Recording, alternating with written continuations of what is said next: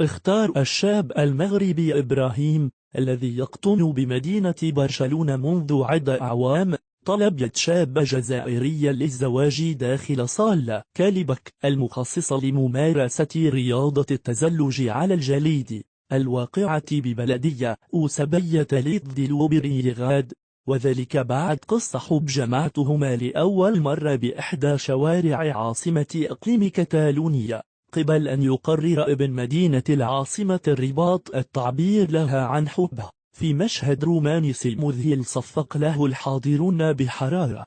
وقال إبراهيم الذي يشتغل في مجال التصميم والإعلاميات إنه كان يتجول بإحدى شوارع مدينة برشلونة بينما كان يردد أغنية عربية بصوت منخفض، الشيء الذي أثار انتباه الشاب الجزائرية التي اقتربت منه وسألته إن كان فعل يجيد الغناء باللسان العربي، وحين نظر إليها انتابه إحساس غريب وردد بدواخله أن هذه الفتاة ستكون بلا محالة زوجته المستقبلية، قبل أن يقدم لها خاتم الزواج بطريقة خاصة ومفاجئة.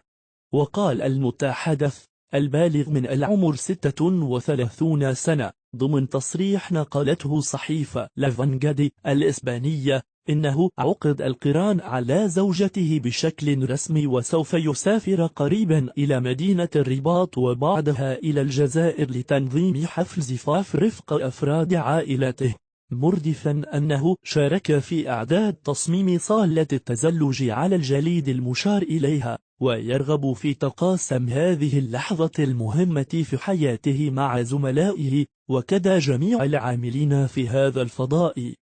من جانبها قالت العروس إنها حضرت إلى الفضاء الترفيهي المذكور رفقة إبراهيم وكان الجميع يمارس التزحلق في جوجد عاد، قبل أن يغادروا الحلبة لا أجد فيها نفسي وأنا أرتدي خاتم الزواج، قائلة إنها انبهرت كثيرا في هذه اللحظة وغاب عنها التعبير والكلمات، لسيما أن المفاجأة كانت من طرف شخص رائع تحبه بشكل جنوني، فيما أكد الزوج المغربي أن العديد من المفاجآت ما تزال تنتظر الأخيرة.